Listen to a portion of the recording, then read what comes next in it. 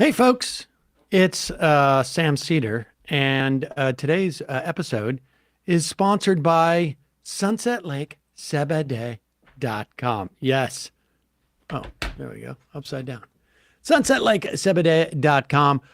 Left is Best gets you 20% off of any of their great products. I use these literally every day. I switch it up. Sometimes I'll go with straight a Sebede tincture before I go to bed. Sometimes I will use the Sebede with the melatonin. It's actually melatonin.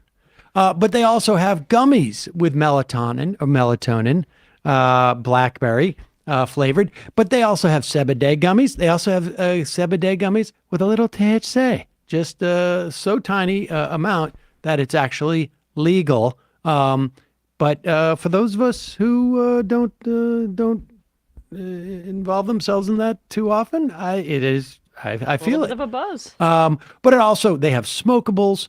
They have skincare lotion. I have some right here, actually. In fact, I use it's unscented, of course. They have a salve, a couple of different ones, muscle rubs. I use it sometimes for my eczema. They also have Sebede fudge and Sebede imbued coffee. But the best thing about Sunset Lake Sebede is that you can trust this product. They have third-party testing. All of this is available when you buy any of their purchases. They also practice great agricultural practices, integrated pest management. That means no pesticides, no herbicides in your Sebede. They also take care of the land. They practice regenerative farming in conjunction with the University of Vermont. They're up near in birding country, just outside of Burlington. And maybe no coincidence, they are also great movement partners. They have donated thousands upon thousands of dollars to great things like union strike funds, refugee resettlement, give directly. They have worked a lot with the Innocence Project. They're constantly doing it. I think we've got we're going to run something soon on something like that too. But just a great all around company, great all around product, and fans of the show. Left is Best gets you 20% off. Go check it out right now. Honestly, check it out. We'll be right back. Oh, to do this show. The Majority Report with Sam Seder, where every day's Casual Friday. That means Monday is Casual Monday, Tuesday, Casual Tuesday, Wednesday, Casual Hump Day, Thursday, Casual Thurs, that's what we call it, and Friday, Casual Shabbat. The Majority Report with Sam Seder.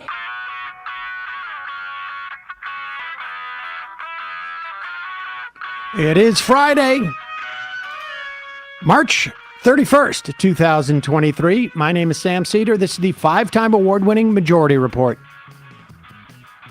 We are broadcasting live steps from the industrially ravaged Gowanus Canal in the heartland of America, downtown Brooklyn, USA. On the program today,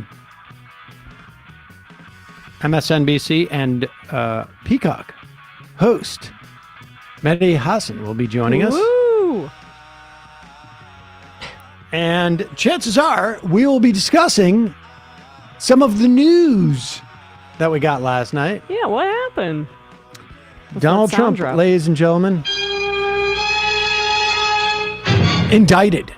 We don't know exactly on how many charges, maybe over 30 we've heard. Unclear by the Manhattan DA's grand jury. And his poll numbers within the Republican Party, what are we thinking? Going up? Well, we will talk about that with Mehdi. Meanwhile, Meatball Ron says no extradition from Florida, even though Trump has already announced that he's turning himself in on Tuesday. New report shows inflation slowed dramatically from January to February. Last quarter GDP revised down a tick as jobless claims rise a tick. White House instructs federal regulators to tighten standards for so-called stadium banks. That's between $100 and $250 billion worth of assets. The DOJ sues Norfolk Southern over its East Palestine contamination and failure to clean up after it. Members of the squad and other congressional members sign a letter calling on the DOJ to halt its Assange prosecution. Finland approved for NATO. Sweden still sidelined. Missouri House votes to totally defund libraries as punishment for librarians filing a First Amendment suit. Sort of poetic, isn't it? Mm. And the North Dakota governor vetoes a ban on using preferred pronouns in school. All this and more on today's Majority Report. Yeah, ladies and gentlemen, this last one, this North Dakota, Matt is obviously not here. Emma Vigeland, of course, it is Casual Friday. Hello. We got a lot to get to, so I'm not dilly-dallying around. But this North Dakota governor thing, Matt's not here. He's in grand jury duty. And do we know? We don't. I mean, there's really no way to know, although he went in a little bit later. Yeah. But one never knows. Maybe he's an alternate. Who knows? But nevertheless, I don't think he's coming back anytime soon. So they're supposedly on recess for the rest of April. I mean, do we know if he's playing hooky or? We don't know. But I mean, just imagine that we live in an era where a legislature is banning the use of people's preferred pronouns. It's just insane. I mean, and yesterday in Kentucky, they overrode the very right-wing state government, state legislature, overrode the veto of the Kentucky Democratic governor's, his veto of like a ban on trans-affirming care, I believe. I'm confusing all the different bills, but it was an anti-trans bill. I mean, it is an explosion on the state level right now. Yep, absolutely insane. Insane that this is insane that people are it's even a conversation piece, frankly. I mean, but it is what it is. But let's get to the big story, obviously, of the day. That is Donald Trump indicted. We only know so much of this, and I think to a certain extent there's a presumption out there that we know more than we do. It's clearly, in part, a function of not just the fact that he paid hush money to a former paramour of his to stay quiet about it, but it was that he did so with corporate money, and it became an illegal corporate donation to his campaign, unless he was to argue that somehow it was to protect him from Melania. I mean, but which of course he didn't do that. We'll talk more about Mehdi, about the sort of the details of it. But here is Donald Trump reacting to the announcement of his indictment on Truth Social. There is a lot of reporting that he's just more concerned about the optics. There's some reporting that he's a little bit concerned about going to jail. I mean, that mugshot's going to hit different when we see it. Oh, boy. Oh, I think he's going to enjoy that part. I mean, I think it's going to be a big smile on his face, sort of like Al Capone, It'll be like an album cover for him. in the Untouchables. But here he is. I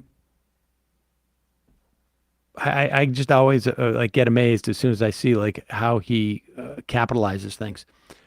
These thugs and radical left monsters.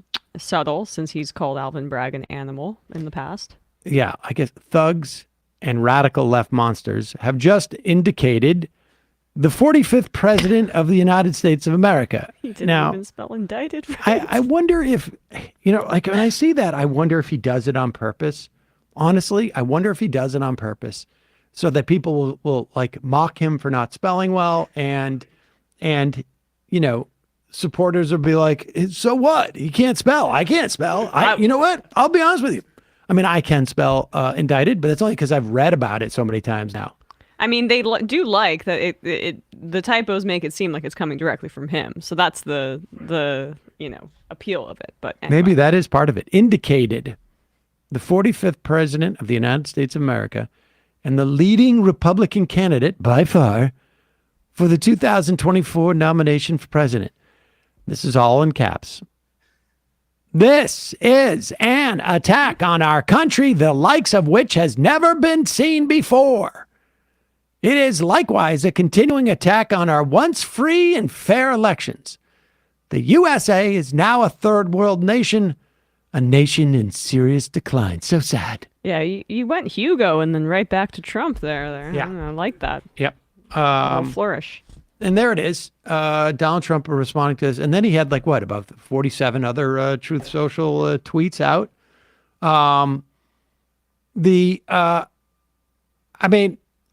Look,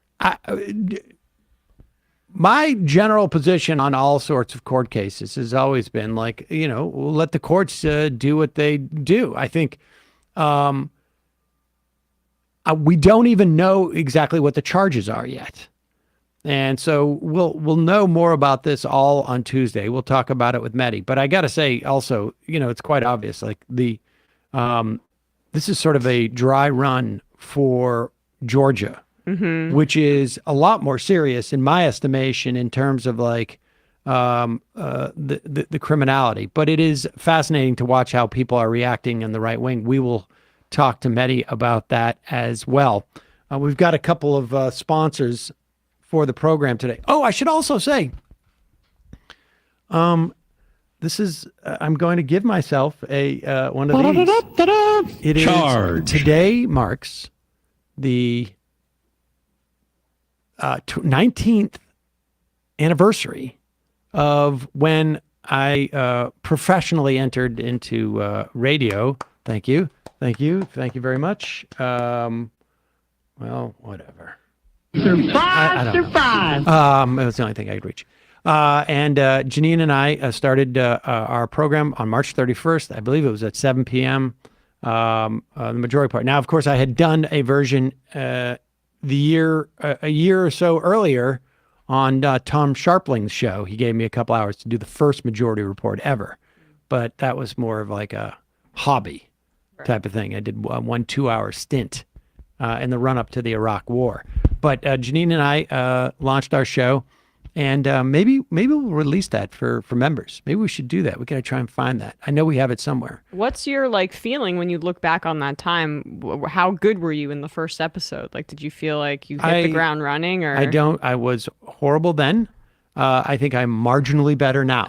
As a broadcaster, I don't really have that much of a skill set. At the time, we said or the way that I would pitch the show on air, sort of promo it, is it's like college radio meets college radio is what it sounded like as far as I was concerned. And that is actually, I think there's probably a lot of college radio DJs out there to whom what I just said was a disservice. They're actually quite good, but. Well, congrats. 20 years next year, we're going to have to throw a party or something. We'll have a little bit of a party next year. Next year should be an interesting year. Meanwhile, folks, what really excites me this time of year, I should say, is growing fruit trees. Mm.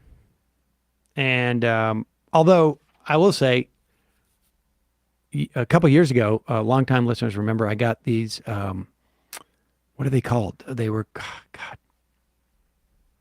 lilacs that bloom twice. Mm. There's a specific name for them, and where did I get them? Well, the only place I have gotten trees that live is from fast-growing trees. And why? Because they ship these trees to you that are much bigger than you can get through any type of mail order company. And they have a much better variety of trees than you will find at that big box store where they don't care about trees. They sell trees. They'll sell, whatever it is, garbage bags down it doesn't matter. Fastgrowingtrees.com. They provide shade trees. They provide fruit trees. They provide, raspberries and I guess berry trees, shrubs. Mm. They have all sorts of shrubs. You can get all different types of grasses. You can get all sorts of evergreen trees. They have everything. I'm thinking maybe like Japanese cherry trees. They're beautiful blossoms, everything. Then they have plant experts, and they curate, like I say, thousands of easy-to-grow plant, shrub, and tree varieties for your unique climate. Everybody has a growing area, and you put in, I'm in, zone 5, and it'll pop up with the best trees or, shrubs for that area. They will get you customized recommendations based on your specific needs. They are always available to help your plants growing healthy. You order online, your plants arrive at your door in just a few days. Or if you need to, in my instance, like I say, you know what, can I do it after vacation? Because I'm going away with my kids. The easy peasy. Fast Growing Trees has been responsible for my Arkansas black trees. I had some Liberty apple trees. And the big thing I'm into is pear trees now. Nice. Korean pear trees. Fast Growing Trees has a 30-day Alive and Thrive guarantee, so you're going to know everything will look great, fresh out of the box. Join over 1.5 million happy Fast Growing Trees customers. Incidentally, this is one of those companies where I was using their product, and then we ended up they advertised on the show. 1.5 million happy Fast Growing Trees customers. Go to fastgrowingtrees.com/majority. Right now, you will get 15% off your entire order. 15% off at fastgrowingtrees.com/majority. Also, another one of today's sponsors, the best way to keep yourself safe online, Aura. They have been basically protecting all of my online assets, as it were. And also, it protects you offline, because the fact of the matter is you get your identity stolen. Believe me, it's not just a question of you got to reset your email password. Huge pain. Or it protects you from scammers and hackers. And really anybody who has gotten a hold of your, not just your email and your passwords, but also your social security numbers. If they try and sell them online, which is what they do, Aura checks it out. They will alert you fast if it finds anything. They give you near-time real alerts on suspicious credit inquiries. So if somebody's trying to set up like a loan or a credit card in your name, they let you know immediately. That happened to me when I set up a bank account for Mila. Fortunately, it was me, but I mean, it was nice to know that I'm protected. They also help you fight back against those annoying websites that post your personal information by sending automatic, basically takedown requests over and over again. And it helps reduce robocalls. It helps with operational security.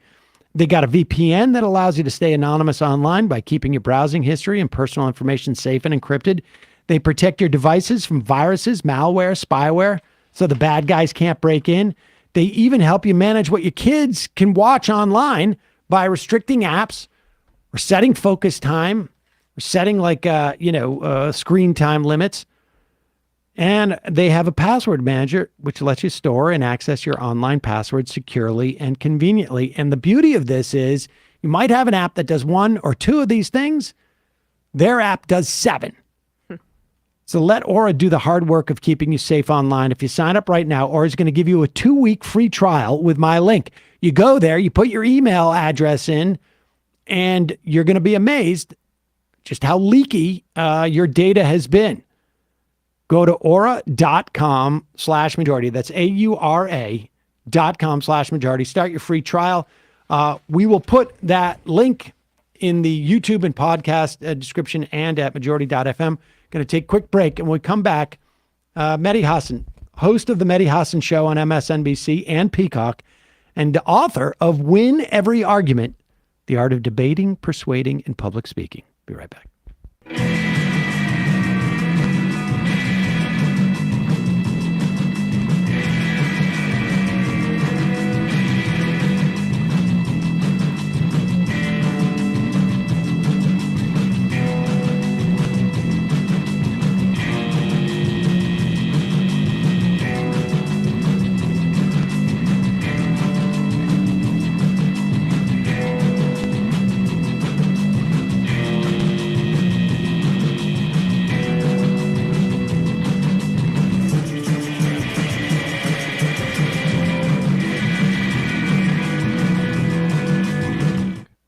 We are back. Sam Seder on the Majority Report. It's a real pleasure to welcome back to the program Mehdi Hasan. He is the host of the Mehdi Hasan Show on MSNBC and Peacock. He is the author now of Win Every Argument, The Art of Debating, Persuading, and Public Speaking. Mehdi, real pleasure to have you. As I said the last time you were on, I've been a big fan of yours. That has only grown since that time. Really have enjoyed your work. And you're one of the few people who will talk about Palestinians on. That's what I was going to say. It was so good you did that on primetime. Like yes. that, right. I mean, to have that message out there. Really on national television. I want to get to Israel. We had planned to talk about that. Hopefully we'll get there. A little bit of news last night, though. Was that? Yeah. I don't know if you saw that on Twitter. What? And in fact, you know what I was thinking? Well, maybe we'll do this in a bit where I will debate you on whether we should indict Donald Trump using what I will project as right-wing talking points. But before we get there, what's your sense of all this? I mean, there's so many different ways and lenses in which to sort of look at this. But what was your first? I guess your first reactions. My first reaction was a historic one. The first thing I tweeted about it, I think yesterday, I'm not historic in the sense that this is the first former president to ever be indicted. Not that historic one, because that's what we're obsessing over. For me, the historic, as someone who's followed Donald Trump for nearly a decade and has obviously followed his life ever since I started following him, it was fascinating that 1973 October, he appears on the front page of the New York Times with his father. For denying black tenants places in their buildings. The Nixon DOJ brings a case against him. He was too racist even for Richard Nixon. And they settle out of court. And that is the beginning. That's the first time we hear of Donald Trump.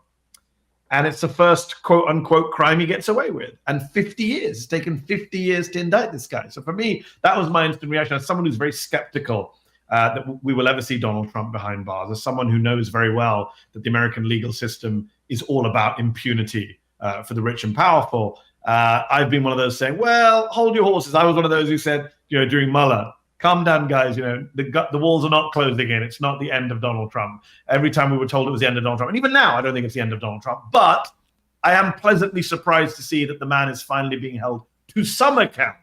This indictment, whether he gets off in the end, doesn't matter. The indictment itself is historic. As I say, not just because former president, but because Donald Trump is actually being held. Teflon Trump is actually being held to account. What I have some theories, and maybe this is more like we meet at a bar and we talk about these. But what is your theory about that? I mean, this is a guy that ran into troubles with the gaming commissions down in New Jersey. There's all sorts of weird stuff going on with Felix Sater and money laundering. There was weird stuff coming out of the New York FBI office back in the run up to the 2016 election. And even Bragg himself, when he first came in, sort of dismissed these more sort of like substantive charges around money. And so much so that a couple of his, I think like his former prosecutors basically said, this is wrong. There's a case there. What do you think accounts for the fact that this is the first time he's ever been indicted when, I mean, this guy's a good target. If you're a ambitious AG or district attorney, this is the type of guy you would go after. It is a great question because he's not just your bog standard billionaire, if we can call people. He is, as you say, in many ways, he stood out as the kind of garish, controversial, egomaniacal, attention-seeking. My favorite headline last night was star of Home Alone 2 indicted. Right. Like, this is the guy who was in movies. He's on TV shows. He was demanding to be part of the conversation for so long. In the 80s, the 90s, the 2000s, prior to even running for president. So yes, it is a great question in a place like New York, where so many people went down in the property business for, as you say, crimes like money laundering, mafia connections. It is amazing that he was untouched by an actual courtroom for so many decades. I mean, he's the master of settling out of court. He's the master of, We laugh about Trump being this person who's hated by the majority of the country today. He's seen as this kind of extreme, and he is. But we forget that for many years, he was well established within the mainstream. You've seen that picture with him and the Clintons and who is it, Bloomberg or whatever it is on the. We've seen the pictures of all of them together. He was very much part of. He played all sides in terms of the Democrats or Republicans, and that's how a lot of rich and powerful people do get away with stuff in this country. Is that they play all sides, they donate to both sides, they attend both sides' weddings. They stay in with the people in power, and it leads to a situation in America. The great irony is Trump gets elected because people are angry that the system allows people like Trump to get away with stuff. It's a great paradox of Trumpism, is that the legitimate anger against the establishment that's out there amongst people on the left and right was exploited by a guy who's benefited from a system that's allowed him to declare bankruptcies when he wasn't really bankrupt and dodge crimes that other people couldn't dodge. I mean, just one quick one that really bothers me: obstruction of justice. Robert Mueller didn't get him, quote unquote, on Russia, but he did lay out in part 2 of the Mueller report 10 clear cases of obstruction of justice. Merrick Garland investigated 0 of them. Right. None. Not a one. That bothers me. Well, it's also, I mean, he used his kind of connections to his benefit in 2016 when he was going out to rallies and essentially saying, all of these politicians are corrupt. You know why I know? Because I'm the one that's buying them. And the fact that had salience, I mean, it is so warped and twisted, as you say. But I guess that brings me to my next question. In the Republican base that Trump has cultivated, which is the Trump cult at this point, does this help him or hurt him? Because there's no constitutional provision that prevents him from running. I mean, Eugene Debs ran from prison, so he could still run. UK where you can't run from prison. So exactly. So I mean, people keep saying, "Can he run if he's indicted?" And I tell them he can run from prison. Forget running while indicted. Right. So what's your sense of how this affects the political moment right now? I suspect the base doesn't know what to think.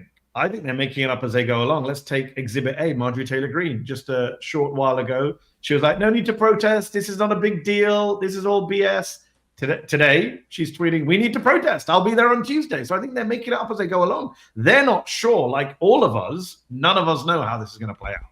So I don't think whether you're a critic of Trump or a supporter of Trump, you don't know how it's going to play out. What I would say for sure is, and I think Amanda Carpenter, the Never Trump Republican, made this point on Twitter this week, which was, show me the Trump Biden voter who says I'm going back to Trump based on what's happened. That person doesn't exist. The idea that swing voters or independents are saying, this makes me want to vote for Trump, I think that's nonsense. So people he needs to win in a general election.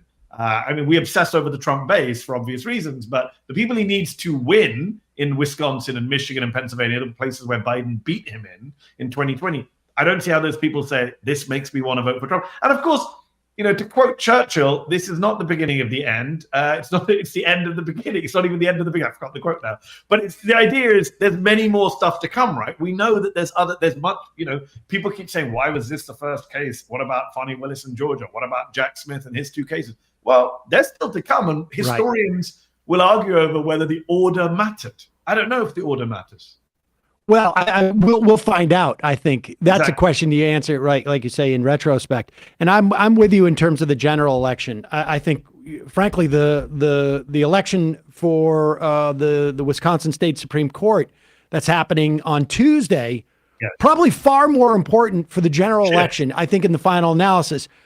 But in the primary, this is the interesting dynamic that's going on here, is that is what, in a weird, and I hate to play this kind of horse race, but let's play it out. Right. What fascinates me is that the indictment could help Trump with his base, to go back to Emma's question, and help him defeat DeSantis, because that's what we've seen over the last 2 weeks. His poll numbers have gone up, not down, with Republicans. DeSantis is actually not winning. And of course, when every one of your rivals comes out and defends you when you get indicted, that can only help you in a primary race. In a normal world, if a Democrat was running for office and got indicted, the other Democrats would say, hey, that person shouldn't be the candidate. But in the Republican Party, DeSantis comes out and says, I'll protect you if you don't want to go to New York, as he did last night. So that can only help him in a primary.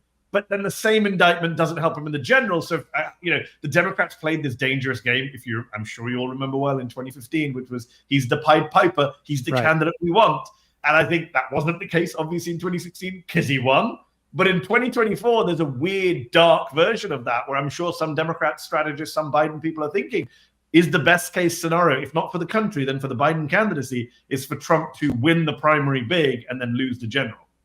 Right. And I would imagine that part of there's an awareness, at least in broader Republican circles, that maybe we don't want to be talking about him paying off paramours. And we should say, we don't really know what the scope of these charges are. What was really interesting is that there was a story in the Wall Street Journal, I guess it was yesterday, that they brought in that guy, was it David Pecker, who was the owner of the National Enquirer or whatever, the parent company of that. Because people forget there's a second woman that he paid off. Yeah. And Karen McDougal. McDougal. And now you're starting to run into like a pattern of lying about these payments. I mean, John Edwards got off of charges very similar to this. He was brought to trial. People forget that he sort of solicited, donors to pay off.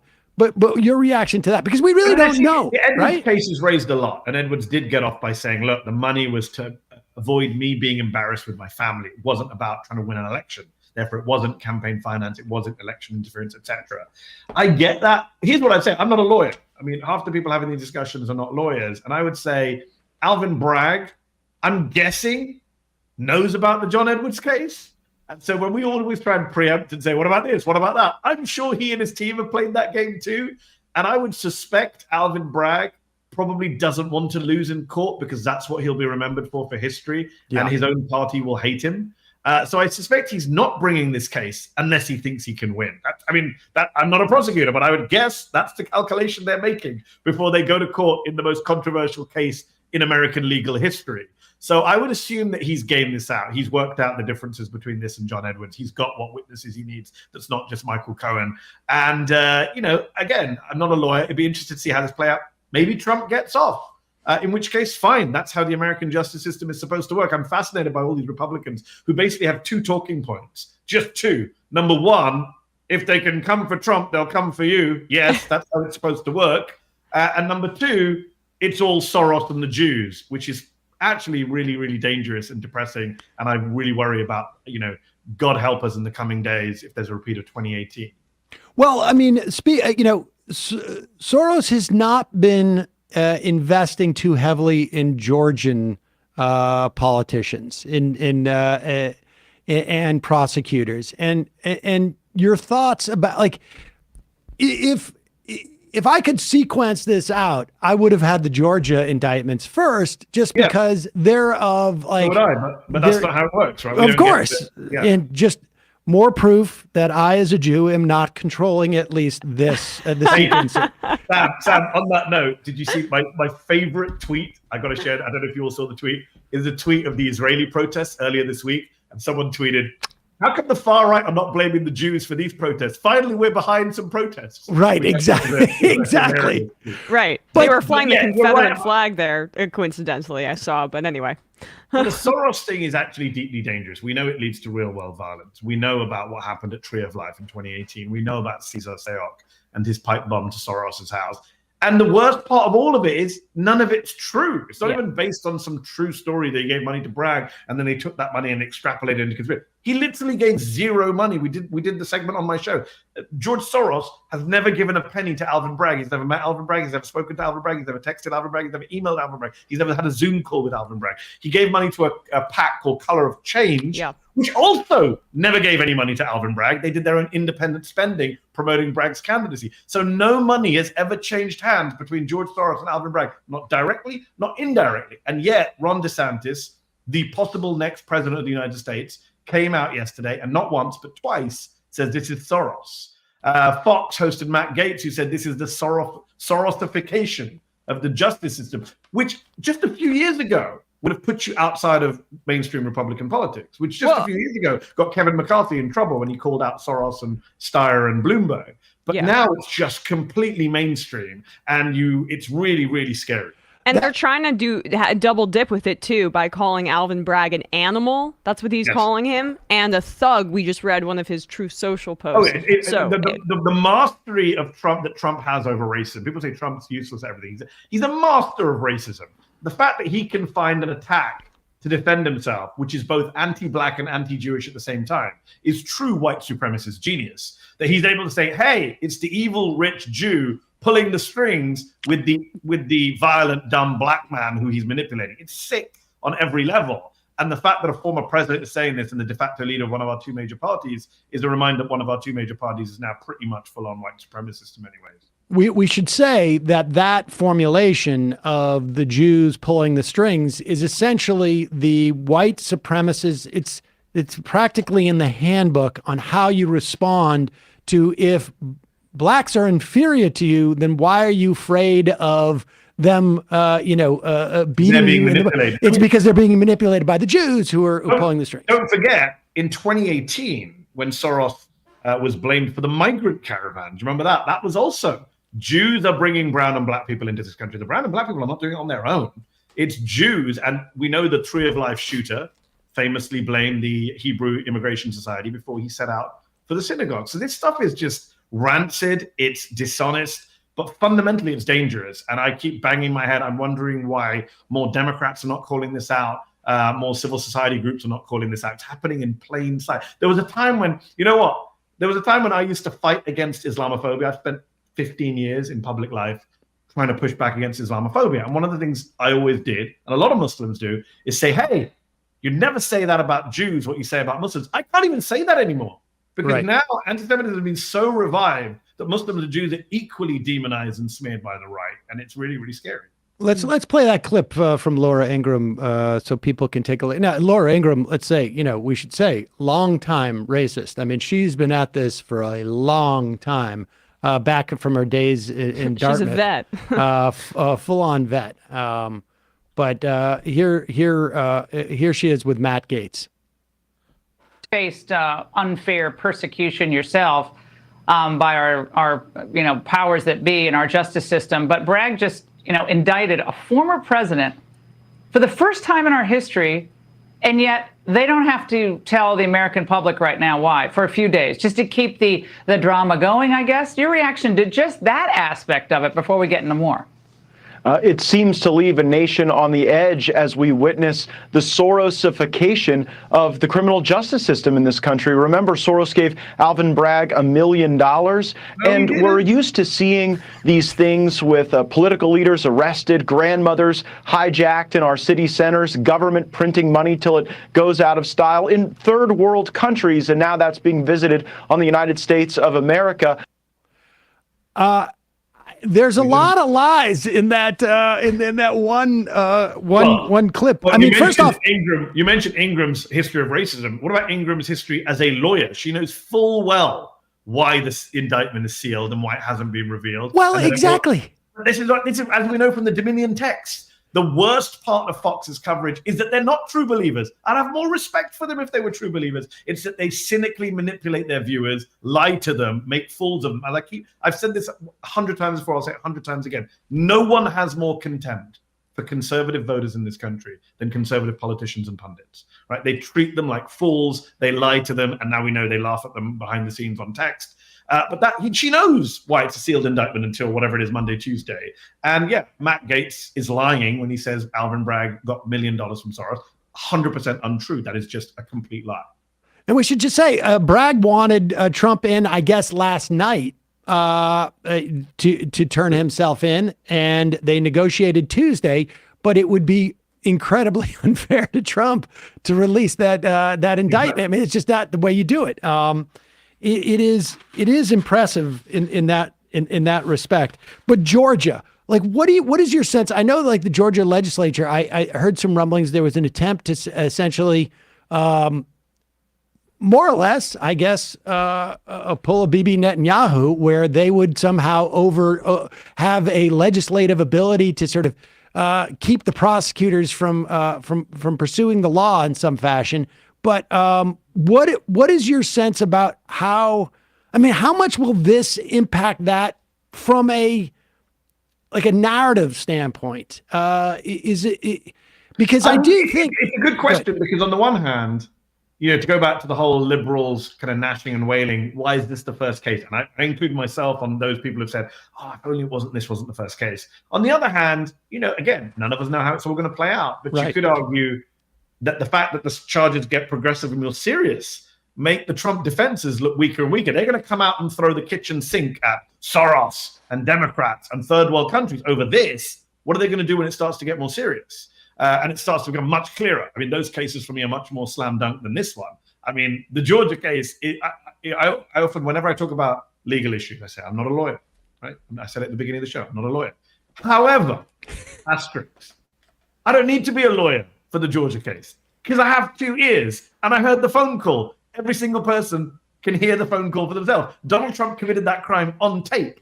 We all heard him do it. There's literally no dispute about it. And I've asked multiple prosecutors on my show, if Donald Trump was not Donald Trump, if you and I had made that phone call to Brad Raffensperger, would we be indicted by now? And every single one of them said, yes, of course. It would never. I think we would all be in jail at this point. It would never have taken 2 years, 2 months since that phone call happened. He also, that wasn't the only call, too. Now we know there were other calls to their legislature, yes. Right, exactly. So, and just by the way, on the Georgia legislature interfering and on Jim Jordan and the Congress trying to interfere, again, the same people screaming about the politicization of justice in this country are breaking every norm that we have, that Congress doesn't get involved, that legislatures don't get involved in judicial matters, that there are separation of powers at the state level and the federal level. Remember, with the Republican Party, it's always projection. Every accusation is a confession, right? Every time. So when they say this is a third world country and you're politicizing justice, it's their behavior that fulfills that description. A lawless former president in exile threatening people who are trying to hold him to account and suggesting that he should be allowed to commit crimes willy-nilly,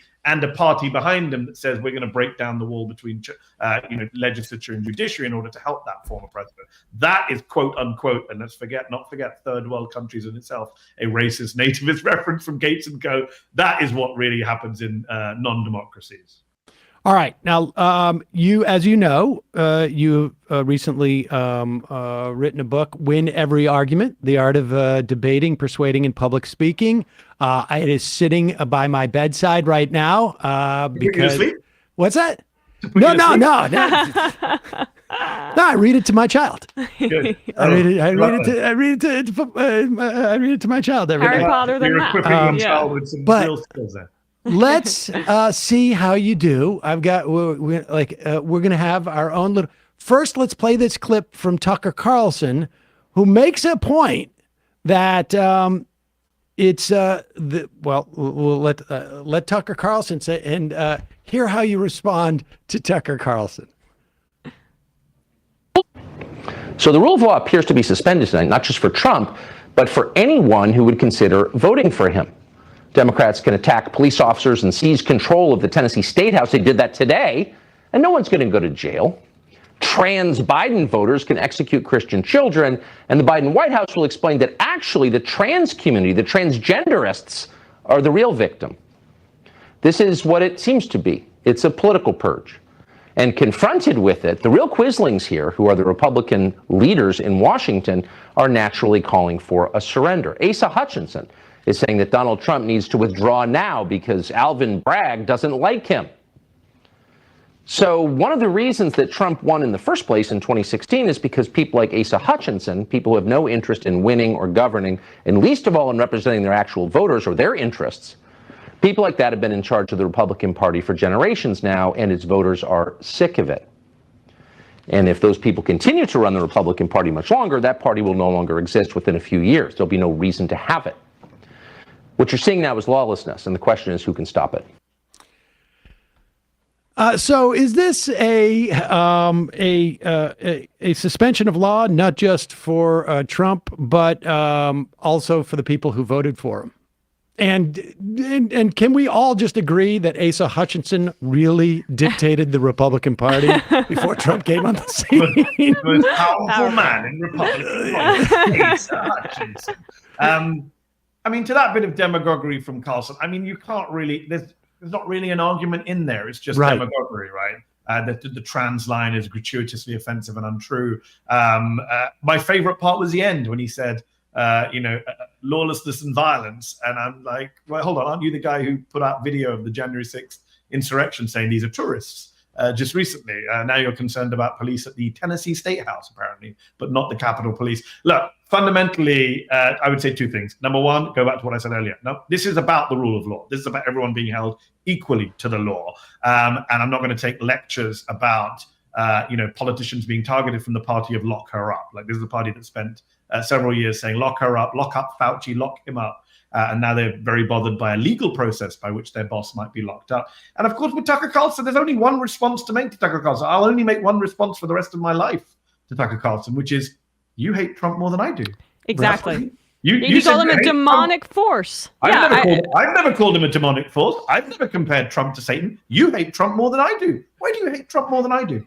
I mean, it's just also the covering of his ass now on a nightly freaking basis. I love Trump. It is insufferable. I cannot believe that we're going to have to sit through this, because he's going to have to be overcompensate. As long as Trump's in the public eye, he'll be overcompensating for the rest of time. It also feels like at the end there, he is sort of shopping around for a strong man, right? It's like he's talking about the suspension of law. The law has been suspended. Now, who is the person who's going to do something about it? Let's not forget, Tucker Carlson is America's most influential mainstreamer of Viktor Orban, right? Exactly. He's the guy who went to Hungary and did a show there for a week. He's the guy who made Viktor Orban acceptable and agreeable to the Republican base in a way that no other person has. And I would say, as excited as we're getting about Alvin Bragg and Donald Trump, for me, the most important possible trial of this year is not Gwyneth Paltrow, is not Donald Trump. It is actually Fox Dominion. Mm-hmm. Without a doubt, that is the most exciting one.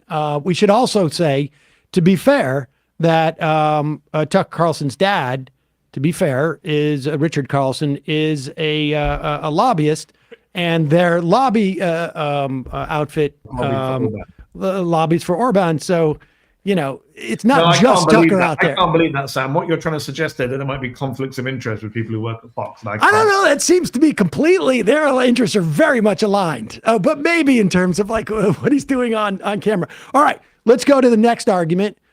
This one, this is actually an argument. Would you put up Matt Taibbi, my old friend, Matt Taibbi's tweet? His theory is, we'll read it off. If presidents think they'll be chased into jail under thin pretexts as ex-presidents, they'll try even harder never to leave office. This is how autocracies are born.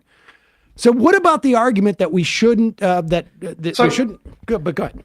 So you're being unfair, Sam, because Matt's actually coming on my show next week. So you're forcing me to preempt some of the things. I didn't realize that. All right. Well, Matt didn't like the fact that I've been mocking him on Twitter about his inability to criticize Musk. And he said, why don't you invite me on your show?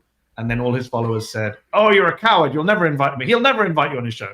I invited him on my show. So now they're shifting goalposts saying, you won't let him speak. But he's coming on. I appreciate Matt. I used to be a massive fan of Matt Taibbi. Matt knows that. I spent much of the 2000s reading his stuff and loving his stuff. He and I have now very different views of the world. But we're going to debate that on the show next week on my Peacock show on Thursday. But just on that tweet, I would say three things. In my book, I say you should always have three arguments. Rule of three. I would say three things very quickly. Number one, thin pretext. How do you know? Have you seen the indictment? Because I haven't. Number two, this will make presidents not leave office. Have you heard something called January the 6th? I can tell you all about it. And number three, this is how autocracies are born. Really? This is how autocracies are born? Not, for example, the governor of Florida banning books and arresting black people who are trying to vote, which Matt really has not said anything about in recent months or years. So I would say those three things, when I read that tweet, those are the three things that jump out at me. It's the idea that there's a thin pretext none of us know. Donald Trump is already trying not to leave office. So that ship already sailed. And autocracy is coming from the Republican Party. Anyone with an eyes and two ears knows that the biggest threat to our democracy in this country is a radicalized Republican Party that's taking inspiration from the Viktor Orbans of this world and wants to tear down representative democracy. Is only interested in minority rule. And I will add one more thing here. I just love that in the past, he has made this claim that Twitter being censorious and working with the Biden campaign, taking down Hunter Biden's dick pics that were taken from his laptop and links to those photos on Twitter. It could have changed the trajectory of the 2020 election. Suppressing that information was suppressing Stormy Daniels. Right, but the 2016, but the hush money payments for the right before the election in 2016 made right after the Hollywood Access tapes, by the way, which was the sequencing of that is very important to understand. Hey, that's just a thin pretext. We should discard that. Yeah. Maybe I'll raise it with Matt next week. I am looking forward to seeing that deployed. I appreciate that Matt Taibbi is coming on the show because there's much to discuss, and I think you'll be surprised to see that we hopefully have a good faith debate. I find it hard to believe you'll turn his sound on. That's for one. That's why I'm tuning in to see if you actually allow his microphone to work. I'm a little dubious, but we'll see. I'm not Bill O'Reilly. Isn't that what Bill O'Reilly used to do? He did do a little bit of that. He definitely cut him off. All right, I have an argument now. This is it. I learned from your book. You got to do it in threes. Did not the Manhattan District Attorney's Office say that there would be no decision this week from the grand jury? Didn't they issue that statement just a day or two ago? I don't know. I thought they said they were going on holiday. There was a debate about whether the grand jury would be around. Right. They're going on holiday. But then they come out with a decision. Didn't they lie? How can we trust anything they say? That's weak stuff, Sam. What are you saying? Even for your pretend right-wing talking point. I mean, what I find fascinating, one thing I would say is I'm glad you raised that issue, Sam, because it enables me to remind everyone that it was a grand jury. It was a grand jury that Donald Trump on Wednesday night was praising on Truth Social. I don't know if any of you saw Trump's post where he said, I have great faith in the grand jury system and grand juries who look at him. I mean, that great irony of pinning this all on Bragg and by extension Soros and by extension the Democratic Party and by extension the deep state is that actually Alvin Bragg didn't make, Alvin Bragg's not the person who voted, right?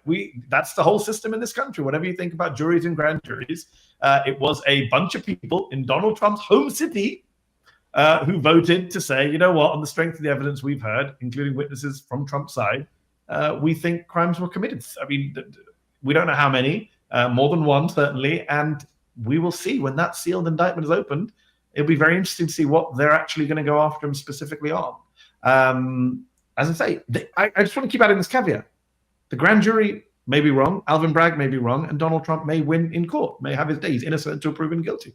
Fine with me. Again, it's every accusation is a confession. I'm not the person who believes in using the justice system as a political weapon. Fine. If he gets off after a fair trial, good for him. That's, you know, I am not somebody who believes that the justice system should be used to shut him down. I believe he lost a free and fair election in November 2020, and that should have been the end of it. In any normal political world, he would have gone off to give speeches or write or paint paintings like George W. Bush or make Netflix shows like Barack Obama. But no, he refused to accept the result, incited an armed insurrection, and decided to run again. I wouldn't mind if Alvin Bragg was able to do this with George Bush. I'm just saying. I'm just putting that. I'm out on there. record. In fact, I had Tom Nichols, the Atlantic writer, on my show this week. If anyone wants to watch, we had a very long debate. It's on YouTube about whether George Bush should be prosecuted for war crimes in Iraq. If Vladimir Putin can be in Ukraine, why not George W. Bush in Iraq? Couldn't agree more on that. And let's just, I know we got to get you out of here in just a minute, but what was going on in Israel at the beginning of this week? It is, and we've had a couple of interviews on this. I'm curious as to your thoughts because it really is just fascinating to see what's been going on there. Fascinating both in terms of like it's unprecedented the amount of like sort of protest that's going on within the context of that country. It's also fascinating in this sort of like this inability for the body politic that is protesting against the anti-democratic moves of Bibi Netanyahu to see the massive anti-democratic sort of like elephant that has been sitting, you know, that is almost the room essentially for decades now.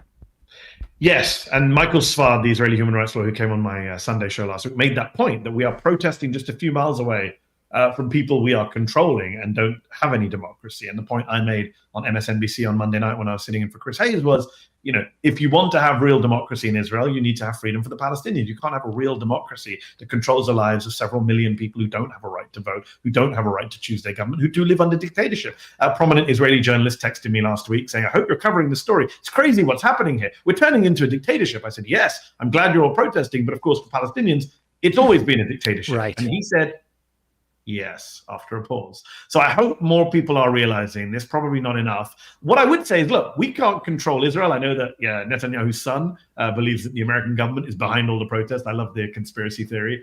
But we can't control what's happening in Israel fully.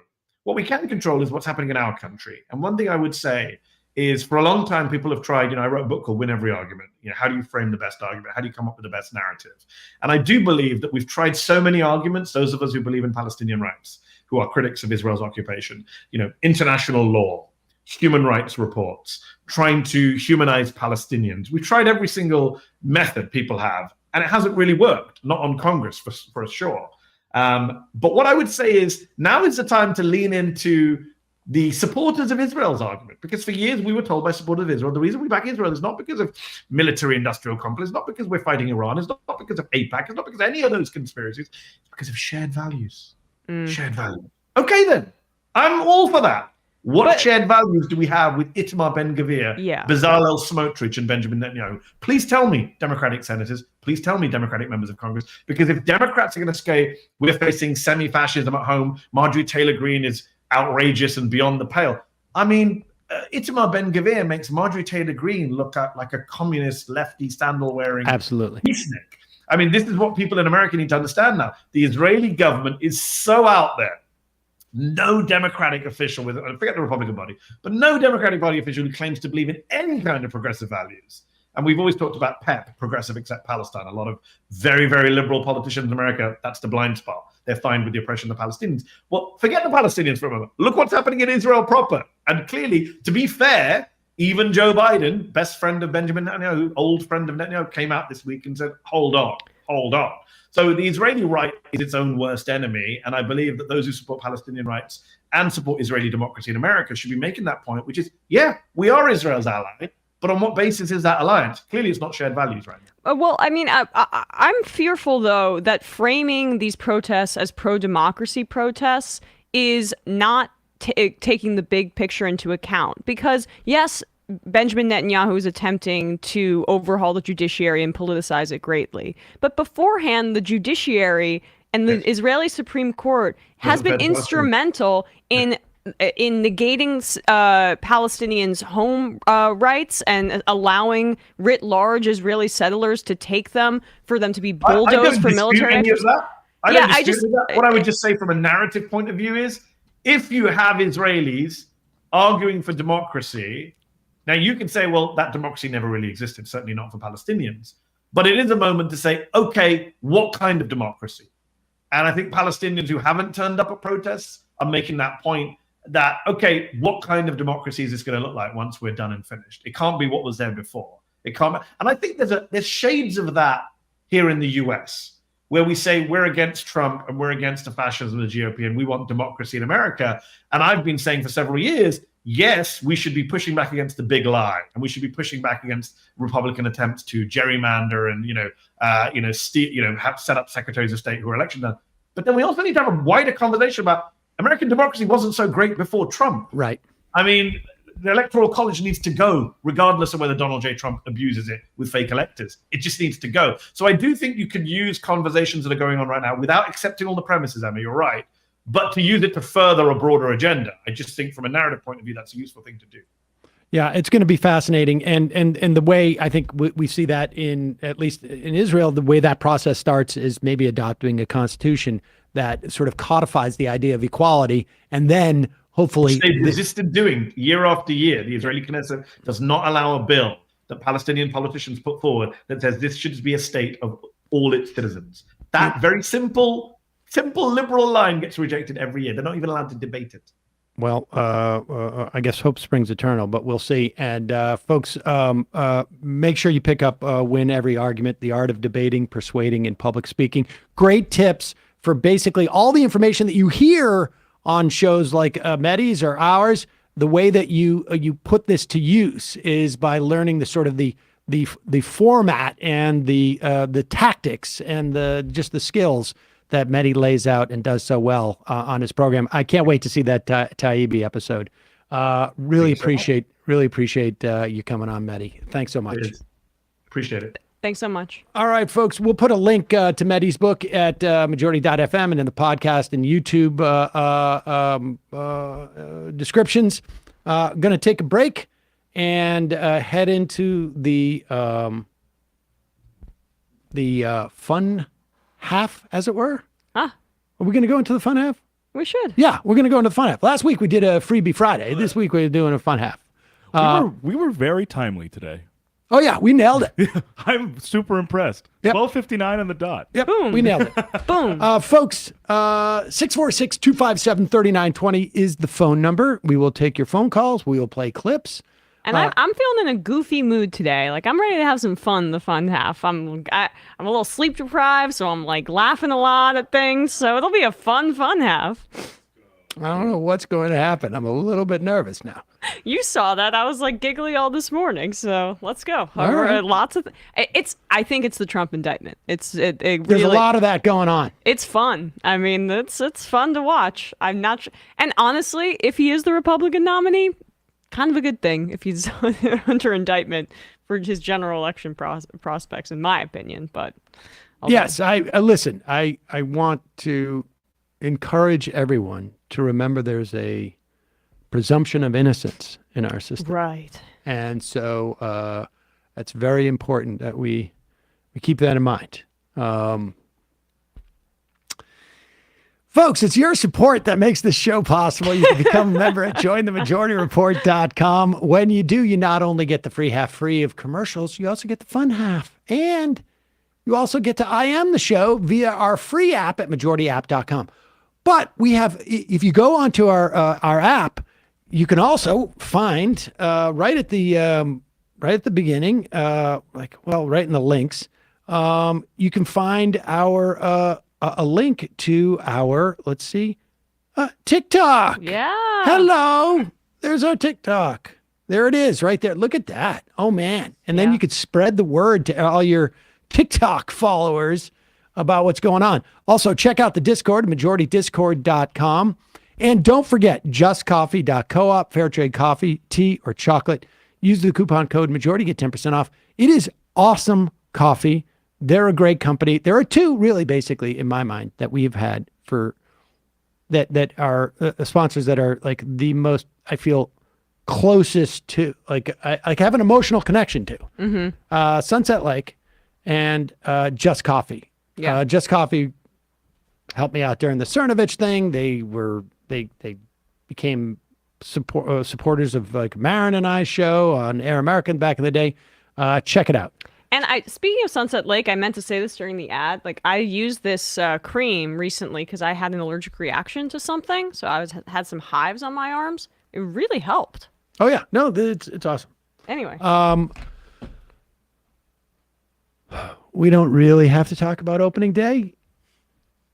Hey, if we don't want to, we should talk about it within the context of some big super fans in Congress of baseball. Are you going to? I don't know what. Oh, we'll play that clip. But ESPN on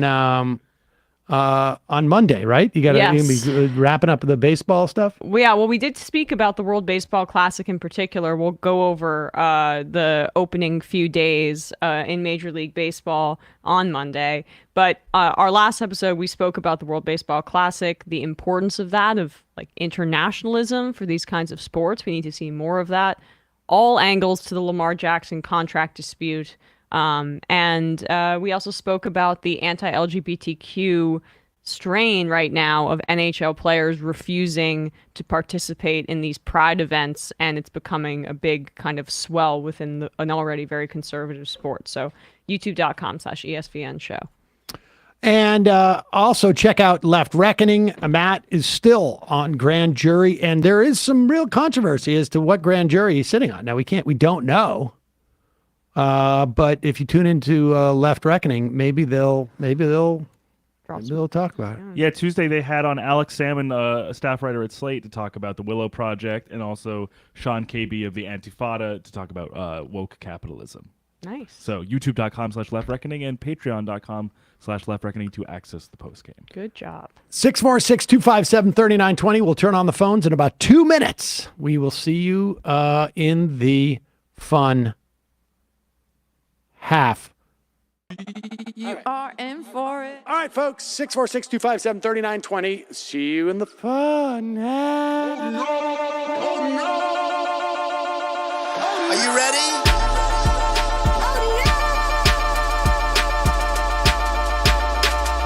Who sent us this? Alpha males are back. Boys back. And the alpha males are back. Just as delicious as you could imagine. The alpha males are back. Boys back. And the alpha males are back. Just want to degrade the white man. Alpha males are back. I take all of it in my throat. Alpha males are back. Snowflake says what? The alpha males are back. You are a madman. And the alpha males are back. Oh no, Sam Seder! What a fucking nightmare! Bring back DJ. Yeah, or a couple of them. Just put them in rotation. DJ Denner. Well, the problem with those is they're like 45 seconds long, so I don't know if they're enough of a break. That's fucking nonsense. You see white people doing drugs, they look worse than normal white people, and all white people look disgusting. And the alpha males, psych, fuck them. Snowflake says what? Snowflake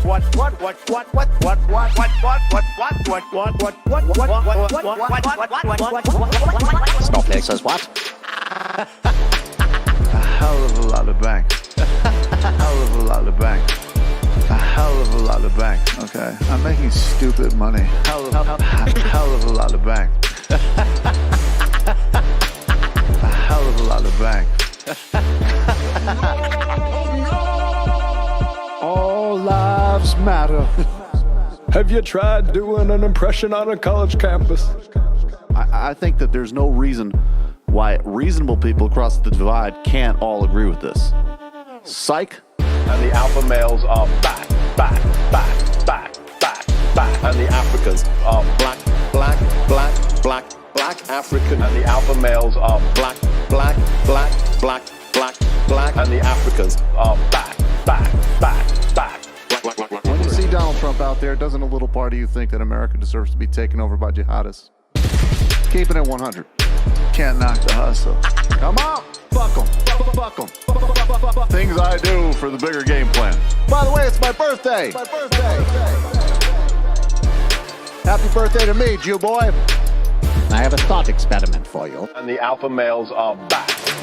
Africans are black. Alpha males are black. Africans are back. Come on. Come on. Someone needs to pay the price for blasphemy around here. I am a total pussy.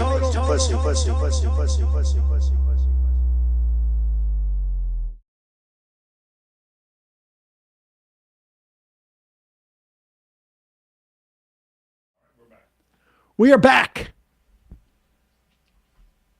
Sam Seder, Emma Vigeland on the Majority Report. Let's see if we can't get us aligned here. And you're so much smaller than me, too. You make me look like a giant. Yeah, someone said I Head-wise. looked small on the thing. Is it SMLOL? What does that stand for? Swole. Swole. What does that stand for? Like jacked. Oh, jacked?